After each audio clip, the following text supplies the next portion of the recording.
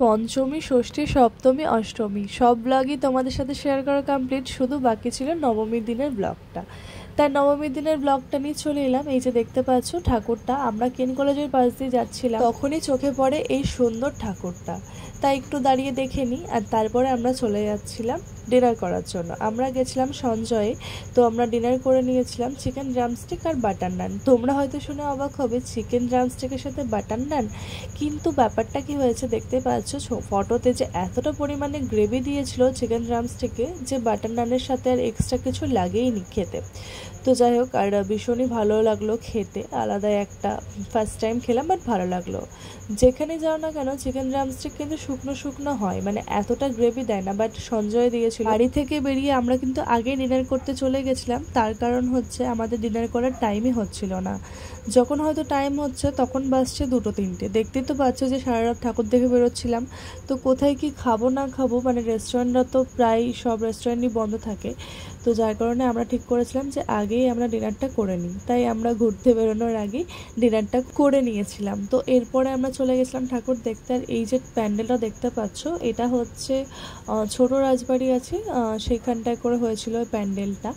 আর ছোট রাজবাড়ি ঠাকুরটা দেখতে পাইনি, তার কারণ হচ্ছে রাতে গেছিলাম, তাই বন্ধ ছিল। আর তারপরে আমরা চলে গেছিলাম হচ্ছে যে এই যে ফেমাস একদম ভাইরাল একটা প্যান্ডেল, বা কি বলবো, একটা ভুতুরে জায়গা বা ভূতের থিম। তো যাই হোক, এটাই হচ্ছে সেই দশভূজা বাংলো বা কিছু একটা এরকমই ছিল, ভূত বাংলো বা কিছু। তো যাই হোক, এখানে দেখতে যাওয়ার প্রচুর ইন্টারেস্ট ছিল, কারণ এতটা পরিমাণে এখানকার ভিডিও ভাইরাল হচ্ছিল। তো দেখার ইন্টারেস্ট প্রচুর ছিল। আর মেনলি হচ্ছে এই যে দেখতে পাচ্ছ যে একটা মেয়ে দাঁড়িয়ে আছে, বা ভূত বলো যাই হোক, মোমবাতি নিয়ে দাঁড়িয়ে আছে, এটার জন্য মেনলি এত ভাইরাল হয়েছিল। তো দেখলাম। এবার কি বলবো, আর এদের তো ভয় দেখাতে দেখাতে ভয়টা, মানে এনার্জিটা লস হয়ে গেছে। তো সেই কারণে আর সবাইকে ভয় দেখাতে পারছিল না, কতজনকে ভয় দেখাবে। এই যে মেনলি ভিডিওটা ভাইরাল হয়েছিল এটার জন্য। বাট ওপর থেকে যখন মানে দেখতে পাচ্ছি যে একটা লোক ঘুরিয়ে দিচ্ছে এদিক ওদিক, তখন দেখে একটু মনটা কেমন লাগছিল। যদি একটু অন্যরকম ব্যবস্থাটা করতো, যদি লোকটাকে না দেখা যেত, তাহলে হয়তো একটু বেশি ভালো লাগতো। মেয়েটাকে ঘোরানোর দরকার নেই, এদিক ওদিক একদিকেই রাখতো, মানে ভূতটাকে। তো যাই হোক, এরপরে আমরা চলে গেছিলাম বৃষ্টিপুরে ঠাকুর দেখার পর খেয়ে নিয়েছিলাম একটা আইসক্রিম। আর তারপরে আমরা চলে এসেছিলাম একটা গার্লস স্কুলে। এটা কিন্তু বৃষ্টিপুরের মধ্যে, আর কিছুটা এগিয়ে এসে একটা গার্লস স্কুল আছে। আমি ঠিক স্কুলটার নামটা জানি না, মানে ভুলে গেছি। এখানে কিন্তু আমি প্রত্যেকবারই ঠাকুর দেখতে আসি, আর খুব ভালো ভালো ঠাকুর করে বা থিম করে। তো যাই হোক, এরপরে চলে এসেছিলাম আরও কিছুটা এগিয়ে এসে। এই প্যান্ডেলটাও দেখো কি সুন্দর করেছে, গিটারের থিম করেছিল। আর তারপরে চলে গেছিলাম বধূবর্ষণের ঠাকুরটা দেখো কত সুন্দর, কত মিষ্টি। অ্যাকচুয়ালি ঠাকুর কখনোই খারাপ হয় না, মানে মা তো একটাই হয়, আর প্রত্যেকটা ঠাকুরের মুখই মিষ্টি। হয়তো অন্য অন্য রকমভাবে করে, বাট সবগুলোই মিষ্টিই হয়। তো যাই হোক, এরপরে আমার এত গরম লেগে গেছিলো যে আমি খাচ্ছিলাম। আর এরপরে চলে এসেছিলাম হচ্ছে যে দেখতে পাচ্ছ কুহেলি সঙ্গতে।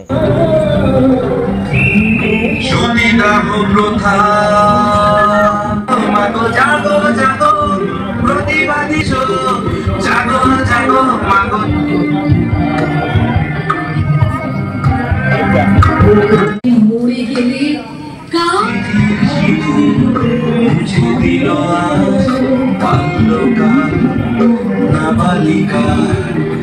এখানে এটা যারা করেছে তাদের ভাবনাটা আমার খুবই ভালো লেগেছে, একদম অন্যরকম, আর এটা দরকার ছিল। আর এটার সাথে কিন্তু গানটাও খুব ভালো মানিয়ে গেছে, ঠাকুরটাও খুবই সুন্দর হয়েছিল। তো যাই হোক, এরপরে চলে গেছিলাম হচ্ছে যে ভৈরবতলাতে দেখতে পাচ্ছ যে কেমন থিমটা করেছে। এখানে কিন্তু সব শিব ঠাকুর আর জায়গার নাম লেখা আছে, যেমন কেদারনাথ, সোমনাথ, আরও অনেক কিছু ছিল।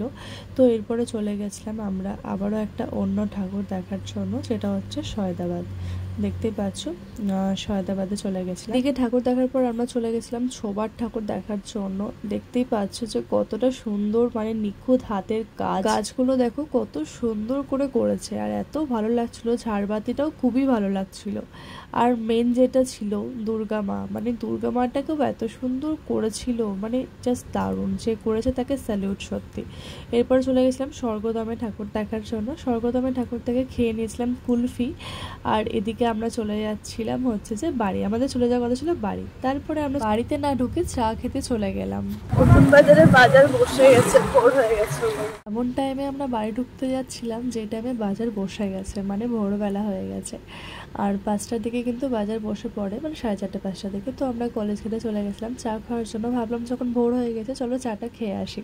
তো হচ্ছে যে পুলিশ স্টেশন বা পুলিশের যে জায়গাটা রয়েছে ভেতরটা, সেখানটায় করে কিন্তু মানে একটা প্যান্ডেল হয়েছিল। তো ও আমাকে বললো চলো সে প্যান্ডেলটা দেখে আসে। আমি কিন্তু জানতামই না যে এখানে এরকম একটা প্যান্ডেল হয়েছে। তো দেখো প্যান্ডেলটা কিন্তু খুব সুন্দর করেছিল, একদম অন্যরকম। আর এরপরে আমার যেটা কাজ একটু ভিডিও বানিয়ে নেওয়ার, তো ভিডিও বানিয়ে নিচ্ছিলাম। আর এই করতে করতে দেখো রাত থেকে ভোর হয়ে গেল, ভোর থেকে আবার সকালও হয়ে গেল। তোমাদের সাথে সবটা শেয়ার করলাম, ওয়েদারটা একদম মানে রাত থেকে ভোর হওয়া বা সকাল হওয়া দেখলাম। তো এরপরে চলে যাচ্ছিলাম বাড়ি। আর যখন বাড়িতে যাই তখন তো পুরোই সকাল 6টা বাজে। তো এই ছিল ভিডিও নবমীর দিনের। Tata bye bye.